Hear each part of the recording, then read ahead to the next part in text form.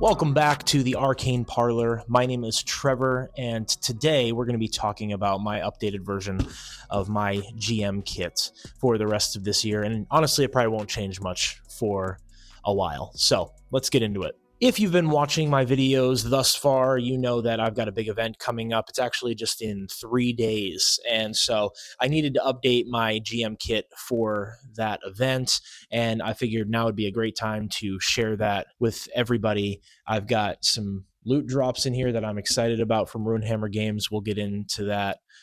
Episode 10 already. Crazy. So what we're going to do is I'll start over here. I'll talk about this new GM screen, which I'm loving, and then we'll get into the box. To start with, Bluetooth speaker. Everybody needs a good Bluetooth speaker. I got one from Skull Candy, and I can get like 3-4 sessions out of this without needing to charge it, and that's huge. We don't need to talk about that very long. There's hundreds of good options, but the thing that's most important to me is it uses the same charger as my phone. So I can just bring one charger, and I know I've got one for both things. It's USB-C. What's next? Rolling tray. Shout out to the Rift in Peekskill, New York. I got this rolling tray from a game store in a town that I used to live in, and they're cool shop, cool guys. So next up, we've got my GM screen. So this in general is how I would set up for a session.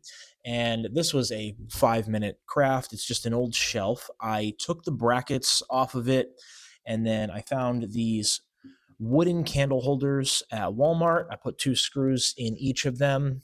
We'll turn it around. On the back, you can see I just have 3 magnets, and I've got magnetic binder clips. I just made some simple GM notes for Daggerheart because that's what I'll be running next. And then I can just clip these into these binder clips. And I've got them, and it's clean and neat. It's off the table, but I have everything I need. I've also moved to using scentless candles. I love having scented candles. It's too much for some people, and so I can still get the ambiance, but without the overwhelming smell. I grew up in a house where we used candles all the time. It's not a big deal for me, but I want to be kind to my players. So now we're going to get into the chest. I got this at Goodwill a couple of days ago for like $4. Just needed to clean it up, and I figured this would make a great GM kit. So the first thing we have is in the top, I've got a small notebook, and it fit perfectly to be able to lock in some writing utensils behind that.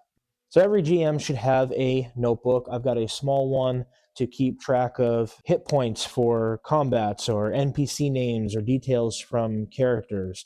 Those are some things that are easily forgotten, and then we lose them in the campaign, and so I like to keep a notebook to be able to keep track of those things. We also have a bunch of writing utensils. First, we've got my favorite pens, Zebra F301 ballpoint pens. I guess I'm getting old because I have a favorite ballpoint pen now. Next, I've got a whole bunch of mechanical pencils. Those are for players. I bring them because inevitably my players are coming right from work, so I like to have mechanical pencils and extra dice laying around just in case they forget their stuff. And lastly, we've got 3 colored markers, 1 gel pen, and a Sharpie. And inside my notebook here, I've got a bunch of index cards, and I use these for a couple of different things.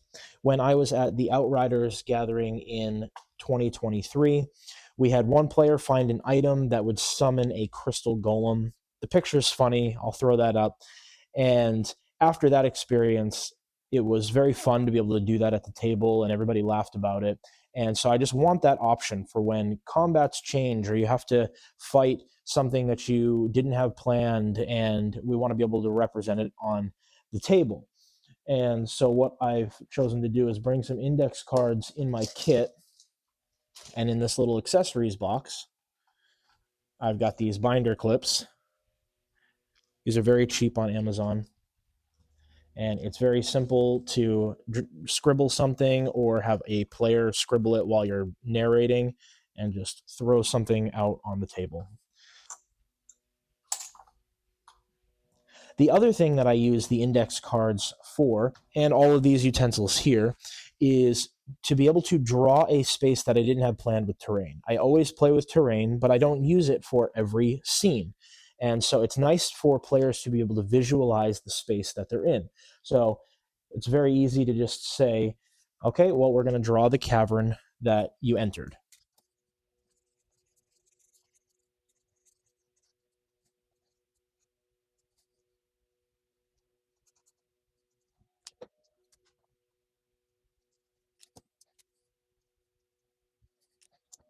So just like that, I've been able to draw out a space that I didn't have planned with terrain, and now that's way too small for our miniatures to go on. Well, in my accessories kit, I have all of these little colored tokens.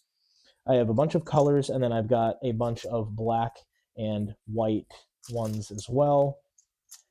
And so what I use these for is either with full scale, like minis in terrain, I'll use these as tokens to mark things on the battlefield, acid bubbling up, or spurts of magic, or comets falling, and I can mark those on the battlefield. But the other thing is, when we're using this smaller scale on index cards, it's very easy for each player to just pick a color, and that's their mini for this encounter. And then I either use the black or the white ones for bad guys, and I can throw those out there, and now we have a visualization that they can use for the encounter. It doesn't happen very often, but when it does happen, I want to be prepared. So the last thing that I have inside this little container is these little coins. And any game that uses luck tokens like Shadow Dark, hero coins in ICRPG, inspiration in 5e, my players are used to me using these coins. I stole them from a pirate board game, but you can find these exact same coins on Amazon. Last up, I've got my charger for my phone and my Bluetooth speaker. And then we get into our dice. For me, I have decided that I just want dice that are easy to read. And then I've got some fun ones in there as well. But these are Chessex Ivory, and that's the core dice that I use. But these are also very visible, easy to read. That's what I want out of my GM dice. And so that's what I use as my core set of dice. And the green ones are fun, so we keep those in there as well. Nothing special there. I dug through a big pound of dice to make that set. The last thing we have here, and I just got this maybe a week ago, but we have Runehammer's GM dice, which are a new product that you can get on runehammer.online in the shop, and these are incredible. So we got some extra stuff in here, so I'll separate them. So this set that you're looking at here is the Runehammer dice set, GM dice set, and he did a great video on that. I'll link it. You should just go watch that because I won't explain the uses of these dice the way that he did, but we'll just go through them really quickly. First and foremost, we've got a yes and no die. I've been using this in every session now. I normally use a D6, but I'm happy to be able to have this now. For questions that I don't necessarily have an answer for, and I'm okay leaving it up to a die roll. I do not always use it. I think you can get in a habit of using it too much, but it is fun to be able to roll a yes-no die for situations when players ask questions, and I want to leave it up to a die roll.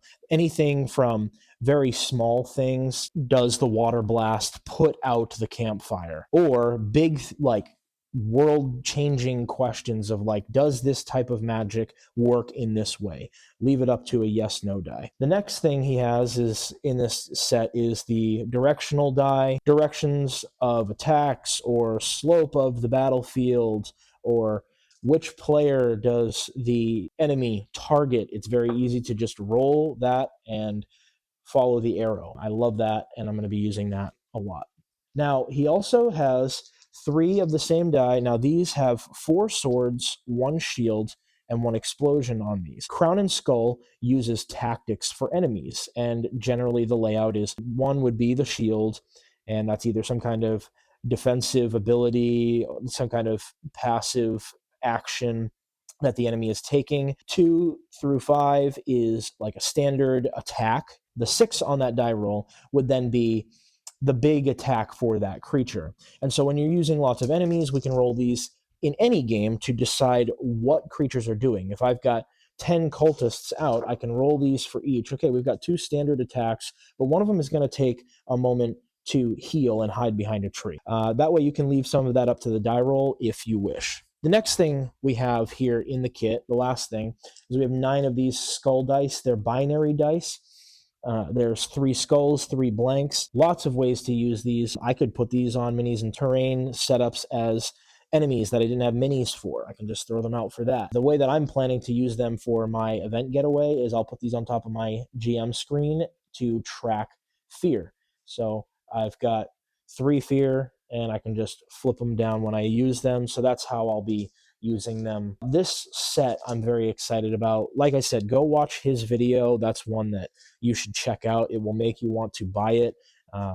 I'm a huge fan of his products because he's innovative. He's a guy that builds and creates based on hundreds and hundreds of hours of playtime. And so that's somebody you want to be buying stuff from, because he's not just making something that he thinks you will use, but he's making stuff that he knows has made his own game better.